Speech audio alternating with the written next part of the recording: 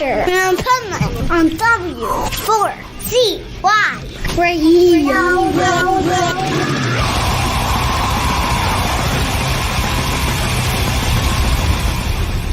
Wake up, America! It's time for the Adventures of Pipeman on W4CY.com, West Palm Beach's #1 internet radio station. Here's your host, the Pipeman.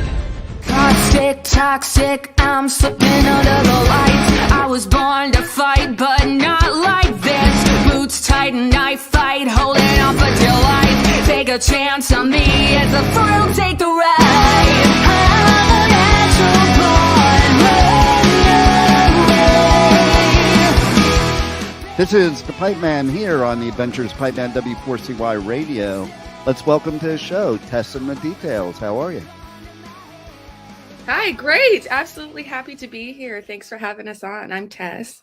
My name is Gideon. Pleasure to be here. Thank you for inviting us. And we're stoked that you like our record, dude. Yeah, and I read something that what I liked also was the fact that about standing up against the establishment, because I kind of laugh. It seems my old school punk rock friends, including bands, are all pro-establishment, and I scratch my head all the time. I'm like, that was never what punk rock was about. So I'm glad we have a band like you that is doing it the real way still. Yeah, well, I think to us, the establishment is being like everybody else. Yes. We do our own thing. We don't want to imitate. We like to take, influence from the best parts of the things that we love and then spin it up to make something new. And just being yourself and staying true to what you truly love and not reneging on that for any reason is kind of where we're coming from, I think. So tell us, both of you, like, there must have been some point in life where you're like, yes, this is what I need to do. There's nothing else I'm going to do. I'm just going to do this. Is there a point that you can remember that bell went off in your head?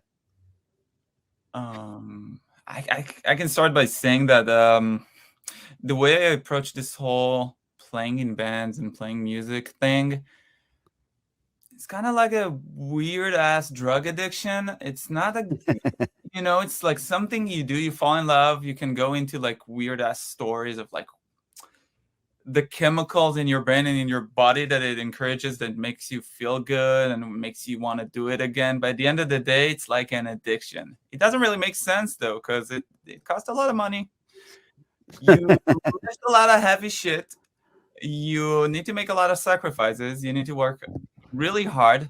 Let me tell you a secret. Financially, it doesn't make a ton of sense. But at the end of the day, it's really fun because you get to interact with people who are really appreciative of your work and enjoy it. So that's fun. As far as like the moment that me personally, I realized, hey, this is something I do. This is something I fall in love, is the moment I realized that I played a show in my early days, like when I was like 14, 15 years old, and people came up to me and they're like stoked and they were happy. So you see the impact of your work and your like craft, art, whatever you want to call it, on people, and they're, they enjoy it. And I'm like, hey, I got to give you that experience or that emotion that I got when I went to see, that awesome band that influenced me. So it's like you pass on the disease in a good way. I love it. And you made a good point about the money thing, because I say all the time, if you're in, especially now, even more so than before, if you're in this business because you're looking to make money or become some famous rich rock star, you're on the wrong boat. You better love what you do and have a passion for it, because that's the benefit. Especially nowadays, honestly, people have nose for bullshit, and people have a good sense for like authenticity and intent behind why you're doing what you're doing. And I'm not saying like if you'll be authentic and you'll be honest, like you'll make money. No, but definitely if that's the intent and that's the idea, you're definitely not set for success. So I hope, I believe I speak for the entire group when I say like our intent with this is, number one, to have fun. And to pass on, positive messages and encourage people to do good things. But yeah, basically give people a fun experience, a fun, piece of music and art to enjoy. There you go. How about you, Tess? I do have a weird moment. I was like, I think 10 years old, and I grew up in the Midwest. So I didn't have like a big DIY punk rock scene around me. I'm the oldest sibling, so I didn't have anybody who was like passing music down to me. It was like my dad having me listen to Bruce Springsteen. And I was like, this is cool. There's telling stories and all that. But I remember very vividly getting ready for school one day, and MTV, back when MTV had music on. Imagine that. Yeah, they would play a series of music videos. And I remember hearing the opening riff to American Idiot. And I remember turning around and going, what is that? What is that? I never heard something like that in my life. Like I heard like Eagles and like the classic rock my dad listened to, and the pop stuff, like the Madonnas that like my mom listened to. It was listening to Britney Spears. Like I didn't know anything. I was like, guitars? Like, who's that little guy? What is he doing and why? Like, I'm so confused. And I went in this big, deep dive, the whole discography. Then I'm like, what bands did they listen to? And I learned about like Husker Du and freaking The Replacements. And I got really into Elvis. Like it just started this like shockwave of research. How did this get to where it is? And that's kind of how I fell in love with punk rock and DIY and how bands did things and how bands treated people. And I think the big impact that punk had on me, like then when I got into like the scene in Cleveland and like started meeting people in real bands and like being an underage teenage girl playing in these like rock clubs with these bands that like we had no business playing with, but everyone just treated each other with respect. And when you're finished with the show, you go to the merch stand and you shake people's hands and you hang out and you talk and you nerd out about music. And I think that was the big impact on me, like the connection between listener and band. There's no wall. And that's kind of what that taught me is like, yeah, this band's bigger than life, but they're still bringing a kid on stage to play guitar with them. Like they're still doing the things that make punk rock special. So I think going into that and then getting into like arena rock after, like watching bands like Foo Fighters, like making this huge spectacle out of this thing that can exist in a club. That really rubbed off on me as a young person. And something we like to bring to our shows is like, no matter how many people we're playing with, same intensity, same attention to detail, same bullshit between songs, same energy in the way we give to the crowd and they give back. It doesn't matter how many people are watching as long as everyone's having fun. So yeah, and that connection is key because I can tell you, of all the genres, that's one of the biggest attractions of punk. It's funny because like I go around and I do radio coverage at festivals like all over the world, and last year I was at Hellfest and the Exploited were playing. And so there's something that a lot of punk bands were always famous for back in the day that doesn't happen so much anymore because you have this barrier nowadays between like the stage and the people. And Waddy was just like, screw it. And he called and he told us, he told all the, security, you better get out of the way. He called everybody up on stage, and this stage, was so high. Like I even as press, I even went up because I'm like, yes. But I couldn't get up there. People had to pull you up. It was just like old school, and everybody's pulling you up. Next thing you know, it's like the security guards, they didn't leave. They didn't stop us. They helped us get up there and they helped us get out and down afterwards. But it was like, I was up there with a couple hundred people on stage for the last song in the Exploit. And to me, that's punk rock right there. Yeah, there's no point in acting too cool for school. Like we're all just being sweaty in a room listening to music. Like there's no separation between me and the person standing in front of me. There will be moments where like if we're playing in a club with like 25 people or whatever, I see a guy walking outside. I'm like, hey you, come in here. Like, what's up? And they come in and they're like, oh, okay, whatever. It's just those little moments are the things people remember and like how you treat them after the show. Like if you're walking around too cool, like no one's too cool. Like you're the only reason why you're there is because someone's watching you. So it's kind of like that. reciprocation of what's important, which is the connection and getting that feeling and getting that rush when you're watching a great band or you're in a band that's doing something exciting. It's part of the fun. I love the attitude there too, because you're giving a positive spin to punk rock. Because I come from the days of the gatekeepers, and I was a long hair metalhead that loved punk rock, and I couldn't go. Like, going to Exploited is like a bucket list for me, because I wasn't allowed to go to see them or GBH or Discharge or any of those bands when I was a teenager, because I had long hair, and it was like, oh. But you know what? It was stupid. In my high school at like Westlake High and Agora High, there was a small bit of punks and a small bit of metalheads, and we both got our asses beat by the jocks. Why didn't we band together? Yeah, Like, right? And the music's so similar. Why didn't we? I was always thinking about this back then. It's like, why are we like this? It's stupid.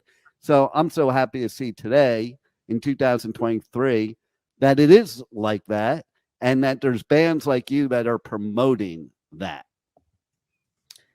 Everyone's welcome. I got so much stuff as a young girl. You shouldn't be here. You can't be here. You can't go to these shows. Blah, blah, blah, it's too dangerous. But no, like if you come to a Details show, like especially our all day ages shows, bring your dad, bring your mom, bring your grandma, bring your kid. Like, if you love music and you're excited and you want to have a good time, like you're going to have a good time. And there's not a single person in this band or hopefully in our audience that is going to bat an eyelash. It's gatekeeping is for insecure people. And, no doubt. Yeah. It takes you know what it does is it's like, okay, so we were the bullied, so you become the bully, and because you were bullied, and that's stupid in my opinion, like, shouldn't you be the one trying to stop that? Not because you were bullied, you're going to bully somebody else. And it's funny, you brought up about girls, and like, yeah, from back in my day, girls weren't supposed to go in the pit, both in metal and in punk. And I got to tell you, when I go in the pit nowadays, first of all, I think the girls are way more badass in the pit. I'm more worried about them than the guys too. Yeah, because we got nails. And you're not afraid of anything. Like, it's like, sometimes I'll sit there and watch, and it's like the girls are always the ones having so much more fun in the pit and getting crazy and stuff like that. While you see these guys with the look on their face, like, and their arms crossed and like, and it is all about fun. That the pit, that's what it's about. It's about having a good time and a community, getting together, getting our frustrations on the world out in the pit instead of out in the real world. Exactly. And we hope we make music that, makes people jump around and drive their cars fast, safely, of course. I think our music represents that feeling. We always want every song to evoke a feeling, whether it's heartbreak or feeling lost or feeling energized and excited or wanting to, go mosh around. Like the feeling of each song, I think, is very different on this record. And that's what I find about, listening to the new record is that it's got some serious subjects it talks about that could be, negative subjects, but makes it in such a fun way that it makes you feel good about the negative crap in your life. Thank you. I think that's a big aim with the lyrics is like the boat may be sinking, but we're having a party while it's sinking, Right. I love it. I think we recognize the responsibility of being an artist that puts out music and puts out, things like lyrics and messages and things like that. We're very calculated with how we talk about serious subjects and how we present these kind of matters. And it comes off as like when we choose the lyrics on the record, but even when we're on stage, we always think about how we're talking to the crowd. Like we have kids in our shows, we have underage people. Like we try to, hold back on F-bombs. We try to hold back on we don't take ourselves too seriously, but we also don't try to take it to the extreme and, make lame jokes or like stuff that could be translated or come off in a bad way that people will get the wrong message and follow up on that. We try to give people inspired to do positive things, start a band, pursue music or their own art to pass on their message, things like that. Love it. And you guys are having a record release party coming up in December. Let's talk about that. Yes, Bottom of the Hill, San Francisco, California on December 15th. The Details will be playing, lots of Runaway and some other things. And we're so excited. Bottom of the Hill is another one of those places. It's all ages. The team there is so sweet and wonderful, and they always treat bands with respect. They treat audiences with respect, and sounds great in there. And it's always a party. It's all ages, so like kids can come. You can have like a cheeseburger and hang out and come by a t-shirt and talk. And it's just a great place. We're very, very excited and privileged to be able to have our show there. Love it. And so how do people connect to you guys on socials, on the web, check out everything, check out future tour dates, get the album, merch, all that good stuff? Oof, pretty much everywhere. So our main HQ, we like to call it, is our Instagram. That's at Tess The Details. On Instagram, we're on Facebook, I think we're on TikTok, we're on like all their streaming platform, Spotify, Apple Music, Bandcamp, like we're everywhere. Just Googling us and we're popping up. We make sure to have our music and our stuff available everywhere that people consume music. Yeah.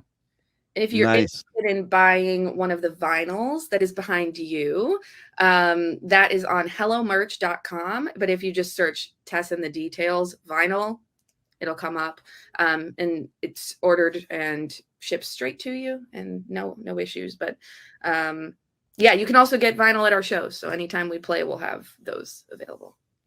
I'm also kind of big into the artwork of an album, coming from the old school where you actually like paid attention to that. And that's how you bought the album, like, because you didn't hear what it sounded like. And I instantly, I don't know why, but the colors like registered with me the minute I saw it. And it registered with me to be punk rock. Like it immediately I put the association for sure. Thank you. Yeah. Oh, you'll love this. Wow. Yeah. That is so punk rock too, but that is cool as hell. There's a book with all the lyrics and everything. Like, we wanted it to be an experience. Like, if you're going to spend your hard-earned money on our record, like, you should have something that you can really dive into and connect with. So thank you for that. And the artwork was done by @obscuristvinyl on Instagram. Funniest account you'll find. He just makes like these fake 70s album covers. But I saw his work and I'm like, that's damn good artist. Like, let's see if he'd be interested. And he was. So thank you to Glenn. But yeah, it's a big piece. So when you get it, there's a lot to dive into. And the art is part of the details, Yeah. The details. It's very important. I love that you use the word experience, because that's what it always was for me. I'd sit on my balcony and put headphones on, get a new album, and listen to it like 50 million times in a row and read the every bit of what was on the album and look at every bit of art. And it is a full sensory experience. Yeah. Thank you. That is supported by so the label that we're working with, Double Helix. They're amazing people, and they're basically aligned with exactly what you said. They wanted, when we started talking about putting out the vinyl, so they had big plans. They wanted to give like top quality product. They want, if people are gonna pay for it, they should get their money like worth. So they really supported us with our vision, aligned with us and what we're looking to deliver. They didn't cut corner. They weren't trying to cut costs or anything. They went to like a premium factory to get those printed. Everything went through like crazy quality assurance. And yeah, we made sure that we hit a home run with this thing. Yeah. I just noticed too, like I didn't even do this on purpose, but I noticed that my Flash shirt matches your album. It's spreading. The Details color scheme is spreading. Yeah. Right. On stage, it's like Gideon's drums are like the color of my hair and my guitar is gold. Like we don't want to be a band that looks like they're there by accident. Yeah. We're there on purpose every time. So now we need to have like a tour where the Police get together and you guys go on tour with them, and then you guys sing together both your Canary song and their Canary in a Coal Mine. And you both sing it together. Yeah, Sting, if you're out there, give me a call, brother. I'm here. I'm ready. I saw them in 1982 in LA. Oingo Boingo opened up for them. Also, Oingo Boingo played in my gymnasium at Westlake High when I was in 9th grade. Who knew Danny Elfman would be who he is today? Like, wild, Mr. Orchestra. That's I wild. know, right? It is wild to me, and so many people don't even know either. They don't know, like, he's Batman, he's The Simpsons, like at every like major movie we would love or show, there he is. Who would figure? And playing in my gymnasium. It all started like with the Oingo Boingo. Yeah. I know, right? So there you go. And do you guys have any final words you want to leave the listeners with that we haven't touched on already? I would say thank you to everyone who has listened to the album so far. We're really excited. It just came out a day ago, so I'm still a nervous Nelly if people like it or not. But if you do like it, don't hesitate to, like, if you post a video or if you like lip sync to it on TikTok, tag me. I'm gonna repost it and spread it to the world. Like, this is our baby. We're so happy that it's out and just thankful that people like you and anybody out there is listening. So yeah, and if you're in the San Francisco Bay Area, or even if you're not, come have a vacation. Come see us play at Bottom of the Hill. It's gonna be really, really fun. Nice. Gideon, any final words? Yeah, it's funny. We're really, really, really stoked and excited to be in this position where we released an album. A few days ago, I came across the first email that a mutual friend of ours, Jacob Light from Modern Tone Studios, introduced me and Tess. He also recorded and produced the album, but I saw the email where he introduced us, and you look back and you see like that email, and 4 years later translated into like this album release and this thing that's happening. Like, dude, sometimes it's so funny to, like, when you do these have these little milestones in life, to take a minute, look back, see how it all started. And it's so funny that, how little things, little opportunities, little like chances lives give you, like, evolves to something fun. So yes. And you just never know. Like, and it's like, if somebody asked you 5 years ago, you wouldn't imagine, type of thing. No. And that's the point. And I think that's the message to give everybody is, like, just because you can't see the vision doesn't mean it's not there. No. Be yourself. Yeah.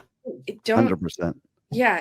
Be yourself and good things will follow, I think. And finding good people that you trust and you love to work with is probably the most important part of being in a band, and the most fun part, because even waiting around and loading in can be fun if you love the people you're working with. So exactly. Okay, well, you guys rock, and thanks for being on the Adventures of Pipeman. Thank you so much. We're happy to be here. Thank you for listening to the Adventures of Pipeman on W4CY Radio.